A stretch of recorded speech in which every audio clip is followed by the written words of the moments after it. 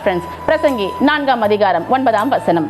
ஒண்டியாய் இருப்பதிலும் இருவர் கூடியிருப்பது நலம், அவர்களுடைய பிரயாசத்தினால் அவர்களுக்கு நல்ல பலன் உண்டாகும். ஒண்டியாய் இருப்பதிலும் மறுபடியுமாக இந்த காரியம் இங்கு வசனம் சொல்லுகின்றது இருவர் கூடியிருப்பது. இந்த உலக தோற்றத்திலே பார்க்கும் பொழுது முதன்மையாக ஆணும் பெண்ணுமாக தான் கடவுள் இந்த உலகத்தை படைக்கும் போது படைக்கின்றார். இருவர் கூடியிருக்க வேண்டும்.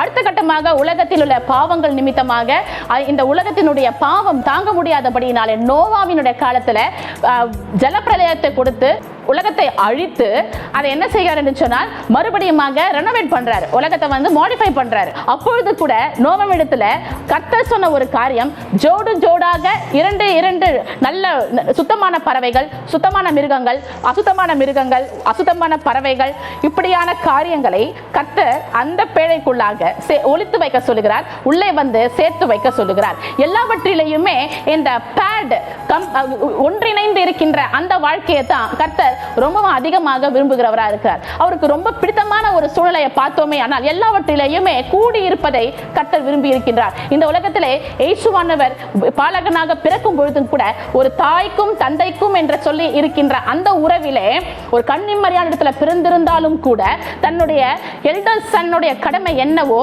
அதை செய்து அது கடமைகளை பார்த்துவிட்டு தன்னுடைய 30வது வயதில் தான் வீட்டை விட்டு வெளியேறி அவர் கர்த்தருடைய ஊழியத்தை செய்ய ஆரம்பிக்கின்றார். இப்பொழுதும் கூட நமக்கு அவருடைய வாழ்க்கையின்படி அந்த மாதிரியை வைத்து போயிருக்கிறார். இதை நான் ஏன் சொல்லுகிறேன் என்று சொன்னால், அநேகர் சொல்றாங்க ஊழியத்தை செய்யும் பொழுது குடும்பத்தை விட்டுறணும், குடும்பத்துல இருக்கும் பொழுது ஊழியத்தை செய்யக்கூடாது. யார் சொன்னது இந்த காரியத்தை?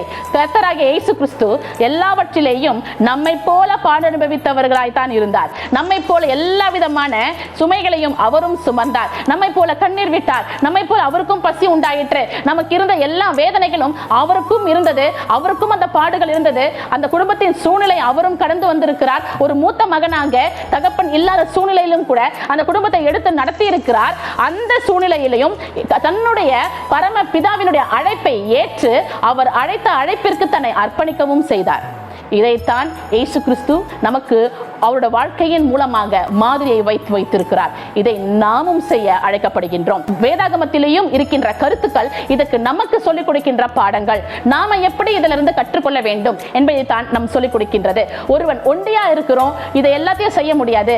2 பேரா இருக்கோம், குடும்பமா இருக்கிறோம், என்னால் ஊழியம் செய்ய முடியாது, ஊழியத்துல இருக்கிறேன், வீட்டை கவனிக்க முடியாது, சாக்கு போக்கு கிடையாது.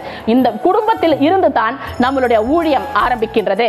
என் குடும்பம் ரட்சிக்கப்பட்டிருக்க வேண்டும். அப்பொழுதுதான் அந்த ரட்சிப்பின் சந்தோஷம் என்ன என்பதை நான் மற்றவர்களுக்கு சொல்லி புரிய வைக்க முடியும். என்னுடைய குடும்பமே இங்க ஃபெயிலியர் என்னும் போது நான் யார்கிட்டயும் போயிட்டு என்ன பண்ண முடியாது?